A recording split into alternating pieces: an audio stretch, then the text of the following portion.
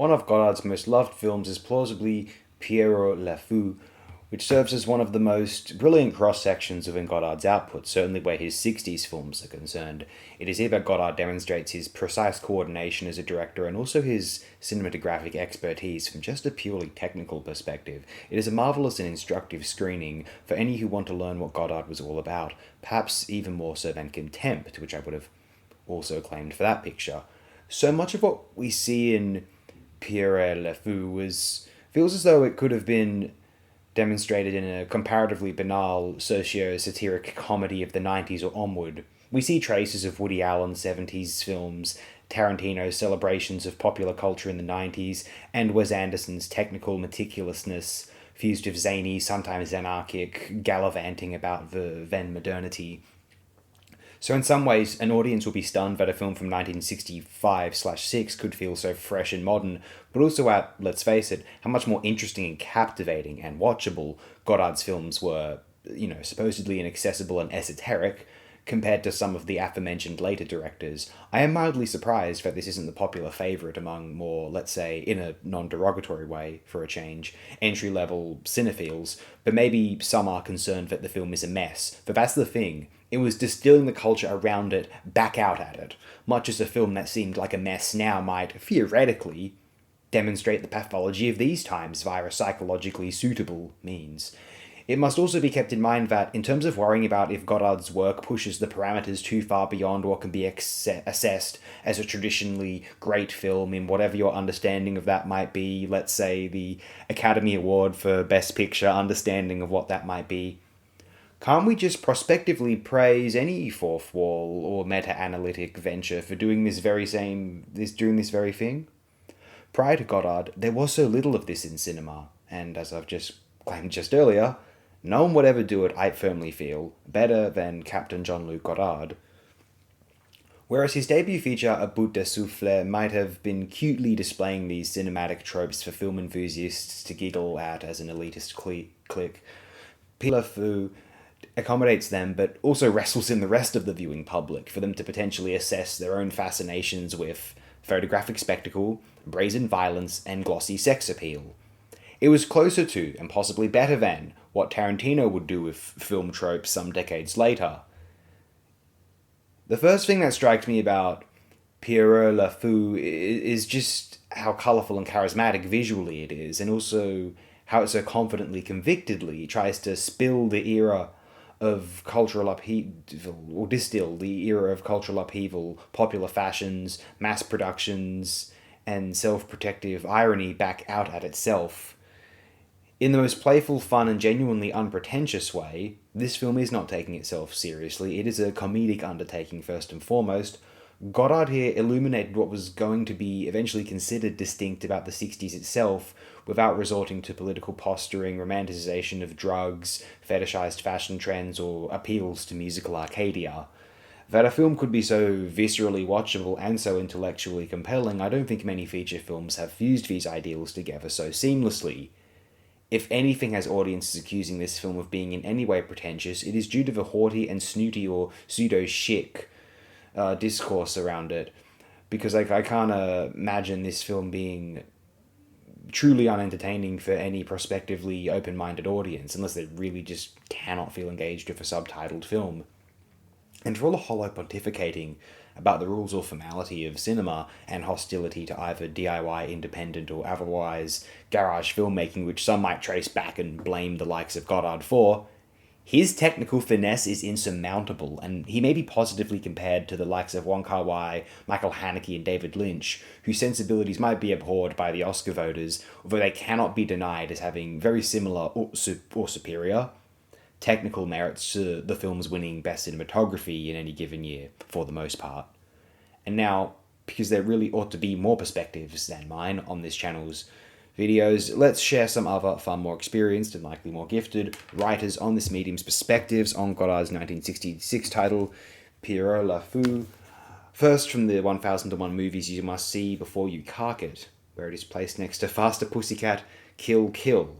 The culture around camp and irony is generally pretty sickening, although a good pair is whatever, we're discussing Godard, not alluringly clad women. Oh wait, well, Jean-Luc Godard's masterpiece, Pierrot le Fou, is an important milestone in the director's long and brilliant career, a turning point of sorts. The film straddles the experimental elan of Godard works such as Breathless 1960 and My Life to Live 1962, and the highly politicized, cynical, and bitterly funny films like Weekend 1967 and Wind from the East 1969. Pierrot le Fou contains elements of both and is a rich viewing experience for this reason alone, but one thing the film also possesses in spades is a sense of true beauty. Critics tend to forget that Godard, for all his polemicism, made some exquisitely beautiful films. Pierrot le Fou must surely be considered alongside Contempt 1963 in this regard. Godard always had a love-hate relationship with Hollywood. For him, American films are at once the most beautiful and honest, but also the most crass and ugly. As in many of his works, Godard uses American low culture and genre filmmaking as his launching pad. Pierrot le Fou is extremely loosely based on pulp novelist Lionel White's Obsession, and it features an extended cameo by underappreciated Hollywood maverick and Godard favourite Samuel Fuller. The very fact that the film was shot in Techniscope by the great Raoul Courtade is a comment on the manufactured grandeur of so many Hollywood prestige pictures of the 1950s and 1960s. If you know Hollywood cinema from this era, watching Pierrot le Fou can be an immensely rewarding, if confounding, experience, for satire in Godard is never quite as plain as one might expect. Pierrot is bitter, satirical, humorous, and beautiful, something that is clear on first viewing, but perhaps its most charming and arresting feature is its sheer outrageousness. Ferdinand/Pierrot and Marianne, Godard's regulars, John Paul Belmondo and Anna Karina, move deliriously from one ridiculous situation to another, be it the world's most insufferable party, a free-for-all with gas station attendants, or a bizarrely uplifting self-immolation. Almost anything is possible in this film, yet it still manages to surprise, even upon repeated viewings. The potency of Godard's imagery and satire has not diminished with age. If anything, it is even more relevant today. Now I'm going to move over toward... Give me a moment. This is just a slightly brief by comparison to the next two pieces I'm going to be reading out. This might be a relatively long video. This is from newwavefilm.com, and I don't know who the author of this piece is. By the mid-1960s, Jean-Luc Godard was at a crossroads. In a mere 5 years, he had made 9 feature films, which, through their audacious brilliance, had made him the most talked-about director in the world. By and large, these earlier films had relied on pre-existing frameworks or genres as a basis out of which their creator's extraordinary knack for spontaneous invention could flourish, but by the time he started shooting Pierrot le Fou, the film noir conventions underlying its source novel Lionel White's Obsession longer interested him. I think it means no longer interested him. Instead, the rapidly escalating war in Vietnam, the breakup of his marriage to Anna Karina, and his own self-doubt concerning the value of what he had achieved spurred Godard on to new heights of creative originality. He said that in making Pierrot le Fou, he felt as though he were making his first film, tearing up the old roadmap and setting out for unknown territory.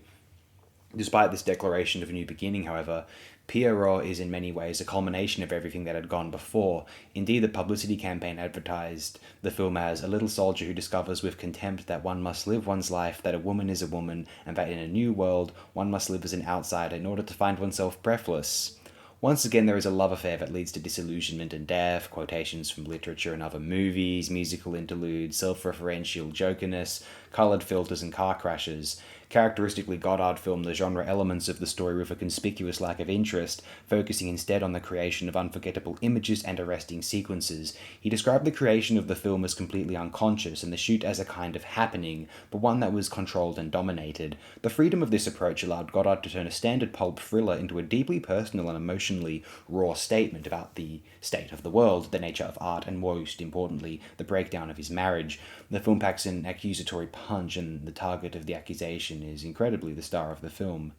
Godard had married Anna Karina in 1961. Theirs had been a passionate but fraught relationship. In between the highs of their cinematic collaborations, there had been frequent arguments, bitterness, recrimination, the loss of a child, and suicide attempts. By the time they came to work together on the set of Pierrot le Fou, they had already separated following Karina's affair with Maurice Ronet on the set of Le Voleur de Tibidado.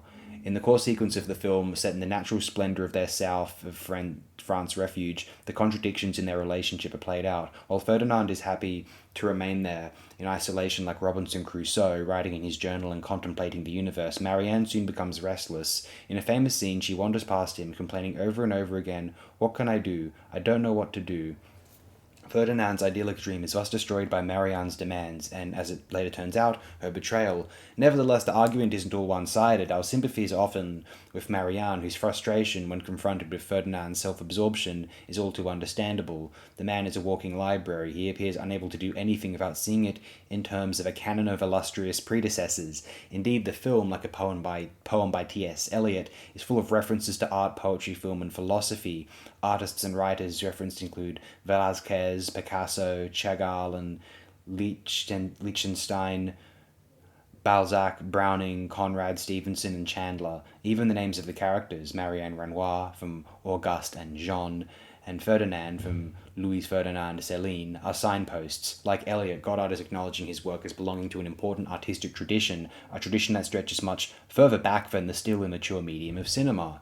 But cinema too is celebrated in the guise of American movie legend Samuel Fuller, who offers his definition of the art form: a film is like a battleground. It's love, hate, action, violence, and death. In one word, emotions. Godard thereby acknowledges the work of a hero, but his approach is different, more that of an essayist than a storyteller. He composes in depth, rejecting naturalistic drama in favor of disconnected imagery, voiceover recitation, direct-to-camera speeches, and set-piece interludes.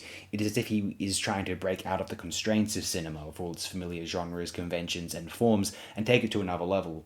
Incredibly, in this endeavor, he is largely successful. The film is a milestone in the history of cinema whose influence has been immeasurable. Pierrot le Fou was booed when it premiered at the Venice Film Festival and was unsuccessful at the box office when released in Paris in 1966. Though it was not without its supporters, Michel Cournot described it as the most beautiful film I've ever seen in my life, and Andrew Sarris, writing in 1969, called it the kind of last film a director can make only once in his career. With the benefit of hindsight, the film now looks like Godard's fond farewell to the first part of his career, a last madcap romantic escapade before engaging with more serious concerns. It is also a farewell to Carina, and in a way, a resigned acknowledgement that they were never meant to be together. Although Marianne betrays Ferdinand, there is no malice in her portrayal, and in the final voiceover, the suggestion that perhaps they are together in eternity. Now let's move over to Richard Brody. This was written, or published at least, in 2009. Probably written around that time, to be fair.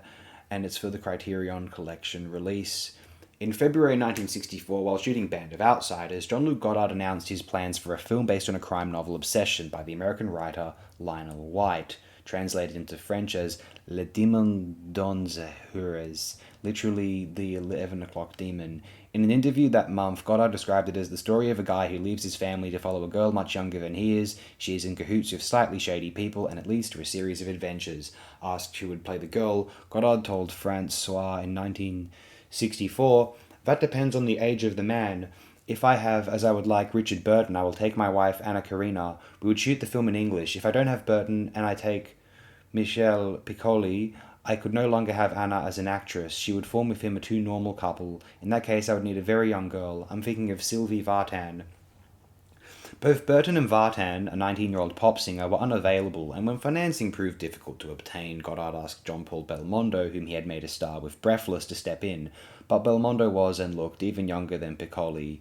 So when Godard announced in New York in September 1964, when he was in town for the New York Film Festival, that Karina, his wife, would star alongside Belmondo, he was in fact creating an even more normal couple and definitively reorienting the tone of the film, as he subsequently explained in Cahiers du Cinema.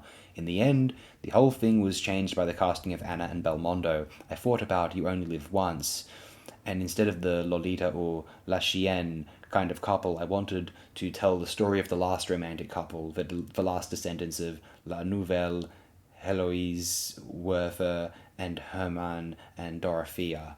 The casting of a worldly actress in her mid-20s and a handsome, vigorous leading man just over 30 did change the project, but not nearly as much as did the personal significance with which Godard invested the story.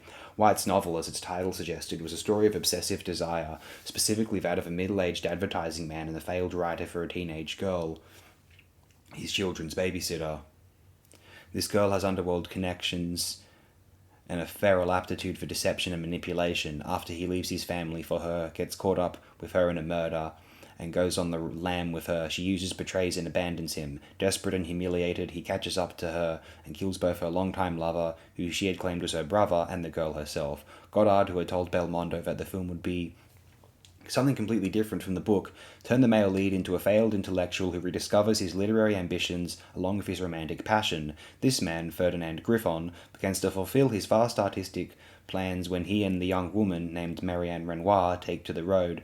Marianne has shady connections to a shadowy and violent group of arms traffickers and political conspirators, but she proves nonetheless, at least for a time, to be Ferdinand's helpmeet and soulmate in his great artistic project. Although Godard's woman uses and betrays the man no less than does White's, the effect provoked by Godard is even more extreme. In Pierrot le Fou, Marianne not only breaks Ferdinand's heart, but also destroys what was to be his life's work. The romantic exaltation that Godard thought the casting of Carina and Belmondo had substantiated for the story of betrayal and depredation turned into an artistic manifesto and a cry of resentment and pain. By the time he shot the film, from May through July 1965, he and Carina had divorced. For Godard, the long interval that separated the conception of Pierrot le Fou from its realization had been a time of aesthetic as well as personal transition. As a result, when he was finally able to make the film, his original ideas about the project proved to be of little use to him. Recalling the shoot, Godard later said, "I remember that when I began Pierrot le Fou 1 week before, I was completely panicked. I didn't know what I should do. Based on the book, we had already established all the locations, we had hired the people, and I was wondering what we were going to do with it all." In his earlier films, Godard had relied on pre-existing frameworks to guide his spontaneous invention, whether Hollywood genres, as in Breathless Band of Outsiders in Alphaville, or the intellectual modernism of Brecht or Barthes, as in Vivre sa vie and A Married Woman. But by the time he started shooting Pierrot le Fou, the film noir conventions underlying it no longer inspired him, and his theoretical references were in a state of flux due to his political anger as the Vietnam War escalated. The result of Godard's personal, cinematic, and intellectual turmoil was an immediate creation that reached, even for Godard, new heights of spontaneity and lightning invention, and this was largely an effort to compensate for his inability to be methodical, even by the casual terms of his own practiced methods. Shortly after completing the film, he told Cahiers du Cinema, "In my other films, when I had a problem, I asked myself what Hitchcock would have done in my place. While making Pierrot, I had the impression that he wouldn't have known how to answer other than work it out for yourself." Godard had had trouble working it out. Classic Hollywood forms couldn't sustain him as they had in his previous film Alphaville, which depended heavily on the conventions of the secret agent and science fiction genres. Not only was his absorption of the entire classical cinema of no help to him, but also his own experience as a filmmaker was of little use. He said that in making Pierrot le Fou, he felt as though he were making his first film. He had lost his North Star of cinematic navigation and was out at sea. Yet this lack of mooring, this state of doubt and bewilderment had surprising results. Godard filmed the genre elements of the story with an inert mechanicalness and a conspicuous boredom, which he masked with elaborate editing, insert shots and voiceover. But in the scenes of Godard's own making, in which he did not have to connect the narrative dots, he created a free and flamboyant array of images that were filmed with a manifest burst of untrammeled creation. He called the shoot a kind of happening, but one that was controlled and dominated. Instead of Pierrot le Fou, it is a completely unconscious film. In making it, Godard gave unusually free vent to his emotions, and those emotions were harrowing ones. Pierrot le Fou was an angry accusation against Anna Karenina, and a self-pitying keen at how she destroyed him and his work. After the release of Pierrot le Fou, Godard gave the public a skeleton key to it. The only scenario that I had, the only subject, was to convey the sense of what Balthazar Claes was doing in The Unknown Masterpiece. The Unknown Masterpiece is a novella by Balzac about a painter in 17th century France who has been working alone for a decade on a portrait of a woman that he considers to be not only his masterpiece but an epochal advance in the history of art. He shows it to two artist friends who find it to be an incomprehensible mess, a blunder and a disaster, and he kills himself. But Balthazar Claes is not a character in that novella. The painter is named Fraunhofer. Rather, he is the protagonist of another work by Balzac, The Quest of the Absolute. In that novel, an alchemist in single-minded pursuit of the secret of nature brings about his wife's premature death, his financial ruin, and his public humiliation. The two fictions by Balzac that Godard's memory had run together unite in Pierrot le Fou, a self-portrait of the artist on the verge of pushing a philosophical inquiry into form, or rather formlessness, to an extreme that destroyed not only himself but also his wife.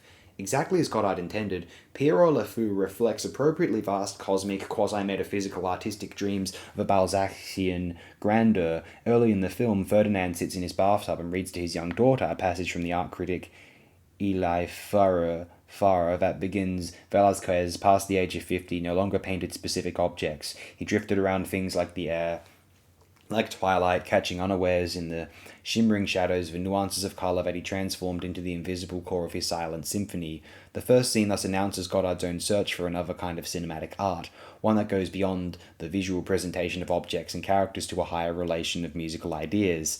It was a project that would take him another decade and a half, many wanderings, false starts, studies, sufferings, and personal transformations to begin to realise. The core of the film is a scene that takes place in the tranquil natural splendour of unspoiled lands in the south of France. Ferdinand and Marianne live off the land, hunting and fishing, albeit cartoonishly, like most of the film's narrative action, while Ferdinand, sitting with a parrot on his shoulder, begins to keep a journal, which appears in extreme close-up on screen, and which is in fact in Godard's handwriting. Among the passages that Ferdinand reads aloud is a description of his ambitious plans for a new form of novel, not to write about people's lives anymore, but only about life itself, what lies in between people, space, sound, and colour. I'd like to accomplish that. Joyce gave it a try, but it should be possible to do better. The sequence is the crowning moment in Ferdinand's dream. The couple will exist together in isolation at a wild seaside, where the setting and the romantic ideal will inspire Ferdinand's artistic creation. The glory of nature and a life of shared purpose with a beloved woman are, in Godard's personal mythology of that period, a natural pair. But soon thereafter, in the famous scene in which Marianne wanders past him and whines repeatedly, "What can I do? I don't know what to do," the dream and the art are destroyed by Marianne's demands, and it turns out her duplicity. She drags him back to a corrupt civilization and pulls him from his contemplative isolation into a vortex of unwanted action. Pierrot le Fou is filled with art and its attributes, from Marianne's last name and some paintings to go with it, to works by Picasso on walls and as insert shots, Ferdinand's repeated references to Balzac, his lengthy recitation from a novel by Céline, whose first name, Louis Ferdinand, Marianne likens to his, a reference to Beethoven, the film's Mondrian-like scheme of primary colours and white, Ferdinand's daubing of his face with Yves Klein blue, all suggesting that Godard rooted his film in a high artistic and literary tradition that transcended the conventions and habits of the cinema. Indeed, the many cartoonish references and devices suggest exactly what Godard thought of the standard issue narrative that he used as an indifferent frame for his speculations and accusations.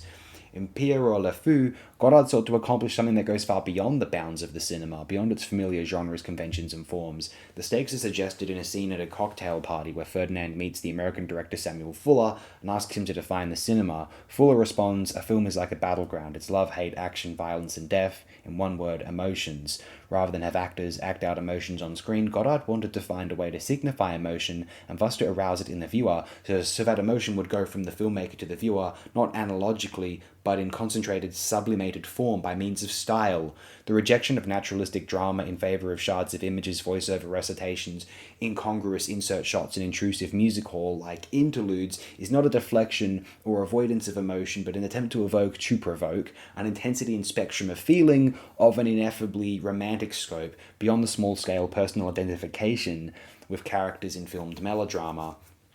The film is filled with contradictions, sublime, overwhelming images of nature and acrid gasoline haze, a big 62 Ford Galaxy convertible that Ferdinand drives into the sea, smoke from a burning car filling the sky above a verdant landscape, the Vietnam War, repeatedly mentioned, suggested viewed as newsreel footage, followed by a clip of Jean Seberg in Godard's own 1963 Le Grand Escroc, which calls into doubt the veracity of documentary filmmaking, Joyce and Beethoven and Balzac and Céline alongside comic books and music hall comedy and Laurel and Hardy-ish pranks, a gangsterish genre that Godard no longer believed in, and a new kind of form that he couldn't yet find, the self-searching of Ferdinand in the mirror, his allusions to Poe's William Wilson, about a man and his double.